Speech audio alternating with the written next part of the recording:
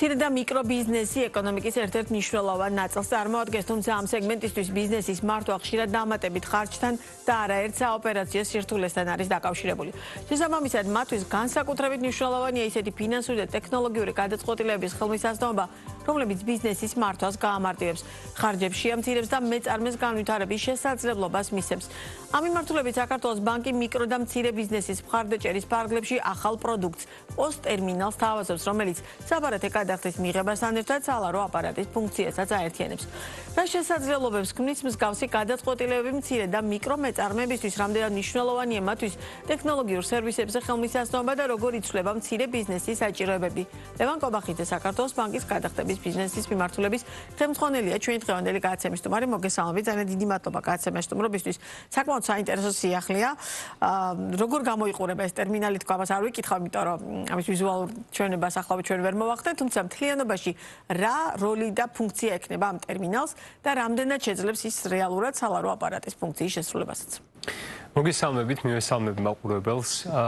საქართველოს ბანკმა ახალი შეთავაზება გააკეთა და ჩვენ გვაქვს ახალი პოსტ-ტერმინალი, რომელიც ითავსებს სალარო აპარატის ფუნქციას და დღეს მცირე და მიკრო ბიზნესებს აქვთ საშუალება, რომ აღარ ედგათ სალარო აპარატი და პოსტ-ტერმინალი ცალკ-ცალკე და ამ ერთი მოწყობილობით ჩაანაცვლონ მათ ეს აპარატები და ამ ერთი მოწყობილობის ფარგლებში მიიღონ როგორც უნაღდო, ისე ნაღდი ანგარიშსწორებით გადახდები. უპირატესობა რა არის? და რატომ უნდა იყოს მეწარმე დაინტერესებული? ერთი რომ დაუშვათ ორი არ ედგება და ერთი ედგება, მაგრამ მთლიანობაში რამდენად მოქნილი იქნება, რამდენად ყველა იმ ფუნქციით აღჭურვილი, რასაც სალარო აპარატი წარმოადგენს და შესაბამისად ეს რამდენად მისცემს იმ უპირატესობას, რომელსაც ეხლა თქვენ საუბრობთ. კი ბატონო, უპირატესობის ნაწილში ერთი მთავარი უპირატესობა არის ის, რომ ეს არის მცირე ბიზნესებისთვის ხარჯების დაზოგვის საშუალება, რადგან დღეს დაახლოებით მცირე ბიზნესებს, ვისაც ცალკე უდგას სალარო აპარატი და პოსტ-ტერმინალი,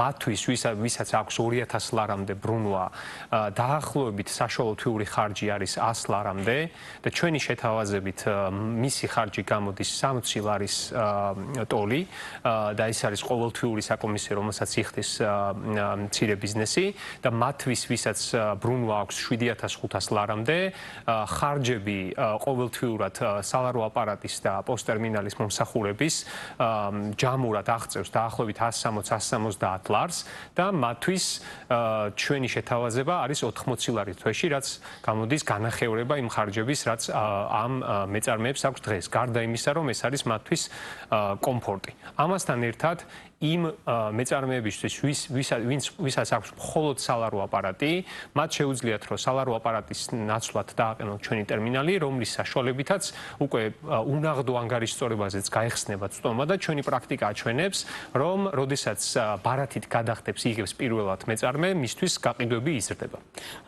თუ გაქვთ მეტნაკლები წარმოდგენა, ალბათ სანამ ამას დაენერგავდით, ბაზარით შეისწავლეთ, რამდენად აქვთ ინტერესი მცირე და საშუალო ბიზნესის წარმომადგენლებს ამ ტიპის ტერმინალი ჰქონდეთ?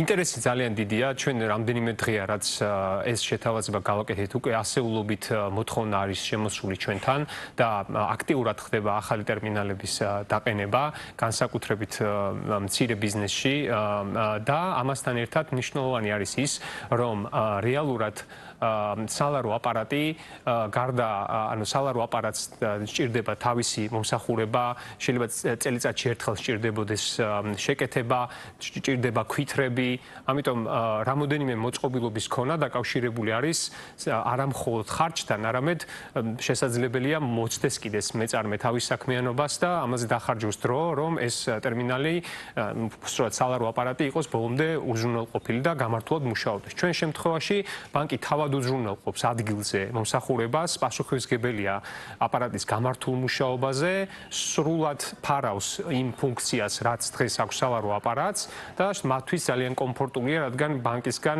ეს არის უმაღლესი ხარისხის სერვისით შეთავაზებული პროდუქტი, რომელზეც თავად აკეთებს პასუხს. თქვენ საგანგებოდ გავუსვით ხაზი, რომ როდესაც იყენებს ტერმინალს და ბარათის გადახდა ხდება, ასეთ პირობებში მეწარმეს ეზრდება რეალურად გაყიდვებია.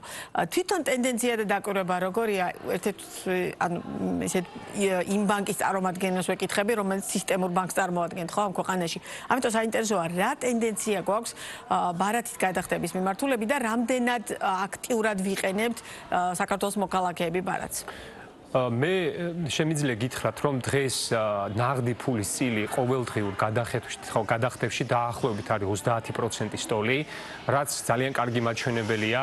ეს დაახლოებით არის ესე იგი ევროპის მაგალითზე სკანდინავიური ქვეყნები, ბალტიისპირეთის და სკანდინავიური ქვეყნების დონეზე და ბევრად უფრო უკეთეს სიტუაციაში დღეს საქართველოს, ვიდრე დაუშვათ იტალია და გერმანია, სადაც ეს მაჩვენებელი 50 და 60% სტოლია. ამასთანავე მნიშვნელოვანი არის ის, რომ თუ ადრე, როდესაც მაგალითად ხელფასი არ იწყებოდა მომხმარებელს, უმეტესობა პირდაპირ ანაღდებდა ამას ნაღდი ფულით, დღეს ეს მაჩვენებელი მხოლოდ 18%-ზეა ჩამოსული, რაც ნიშნავს იმას, რომ უმეტესობა მომხმარებელი ინარჩუნებს თანხას ბარათზე და ურჩევნია და ბევრად კომფორტულია მათთვის ბარათით გადახდები. ამას ძალიან ხელი შეუწყო იმ ლოიალობის პროგრამამ, რომელიც ჩვენ გვაქვს დანერგილი, პლუს ქულები, რომელიც ძალიან დიდი, აი 5 ივლისს არის პლუსის დაბადების დღე და შავ პარასკევზე კიდევ უფრო მაღალი გაყიდვები არის ხოლმე, ეს მცირე ბიზნესისთვის ეს დღე ძალიან განსაკუთრებულია მათთვის.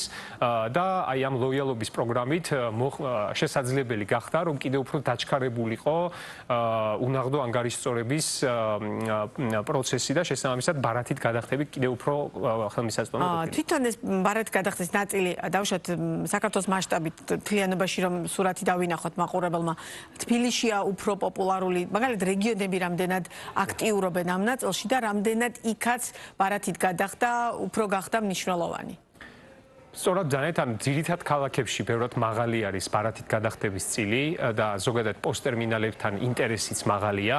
თუმცა ეს ჩვენი ახალი შეთავაზება სწორედ ამ ნაწილს ემსახურება, რომ არა მხოლოდ ძირითად ქალაქებში, არამედ რეგიონებშიც მოხდეს ტერმინალების დადგმა. ერთ-ერთი მთავარი გამოწვევა, რასაც ასახერებდნენ მცირე მეწარმეები, იყო ტრანზაქციული საკომისიო. როდესაც ბრუნვაზე მიბმულია საკომისიო და ასე ხდება მოკლედ საკომისიოს დათვლა. ჩვენი ახალი შეთავაზება გულისხმობს მხოლოდ ფიქსირებული თანხის გადახდას, მაგალითად თვეში 80 ლარის გადახდას და 0% ტრანზაქციულ საკომისიოს, რაც ძალიან გამჭვირვალეა და ძალიან მოხერხებულია მცირე ბიზნესებისთვის, განსაკუთრებით რეგიონში, რადგან მათ ტერმინალი სრულად უფასოდ ედგმევათ, თვეში იხდიან წინასწარ განსაზღვრულ თანხას და აღარ არის ეს დამოკიდებული იმაზე, თუ რამდენად მაღალი ექნება ბრუნვები და ამას ემატება კიდევ ის, რომ ჩვენ წლის ბოლომდე ვთავაზობთ ჩვენს მეწარმეებს, რომ 3 თვით სრულად უფასოდ გამოიყენონ ეს ტერმინალი და 0%-იანი საკომისიოთი, ანუ ფიქსირებული გადასახადიც არ იხადოთ ამ 3 თვის განმავლობაში, რათა მათ თავის თავზე გამოცადონ, თუ რამდენად კომფორტულია ეს მოწყობილობა, რომელშიც შეუძლია რომ ყველანაირი ტიპის გადახდა გაატაროს და ამავდროულად ნახოს, თუ რამდენად დიდი მნიშვნელობა აქვს ბარათით გადახდებს მათთვის. და ჩვენი საუბრის ბოლოს ბევრჯერ შევეხეთ და იმის გათვალისწინებით, რომ ეს ახალი ტერმინალი არის ტექნოლოგიური სიახლის ერთ-ერთი მნიშვნელოვანი ნაწილი და ამ ეთერშიც თქვენ კოლეგებთან როდესაც გვისაუბრია სხვადასხვა სიახლებთან დაკავშირებით, პრაქტიკულად ყველა ხაზს უსვამთ, რამხელა მნიშვნელობა აქვს ტექნოლოგიური განვითარების კუთხით და ახალი ტექნოლოგიების დანერგვის მიმართულებით, ხო? ამიტომ საინტერესოა, რა ეტაპზე ხართ ამ მიმართულებით და რამდენად ფიქრობთ, რომ რეალურად აი ამ მასშტაბის განახლებები ერთი რომ ბანკისთვის ძალიან მომგებიანია და მეორე რამდენად იღებს საქართველოს მოსახლეობა ამას რამდენად ვიღებთ ყველა ჩვენგანი და რამდენად იღებს განსაკუთრებით მცირე და საშუალო ბიზნესი.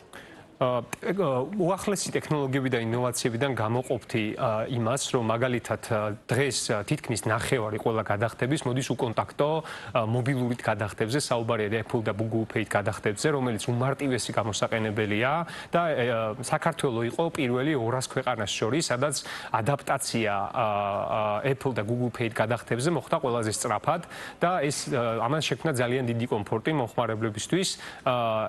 ეს არის მნიშვნელოვანი ნაწილი. ამავდროულად ჩვენ მუდმივად მუშაობთ იმაზე, რომ კიდევ ახალი პროდუქტები შევთავაზოთ ბაზარს, როგორიც არის მაგალითად იგივე კრიპტოთი გადახდები და ხელოვნური ინტელექტი არის დღეს ძალიან დღის წესრიგში და ამ მიმართულებითაც მუშაობთ, რადგან ხელოვნური ინტელექტის ინსტრუმენტებშიც მნიშვნელოვანია, რომ კომფორტი შეუქმნათ მომხმარებლებს, რომ იქვე მოახდინონ გადახდა.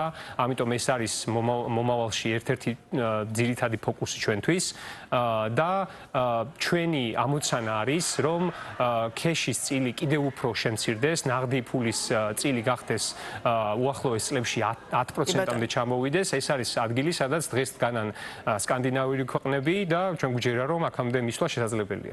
ძალიან დიდი მადლობა სტუმრობისთვის, საინტერესო საუბრისთვის, წარმატებებს გისურვებთ და კლავაც სიამოვნებით გიმასპინძლებთ ბიზნეს პარტნიორის ეთერში სხვა სიახლეებით.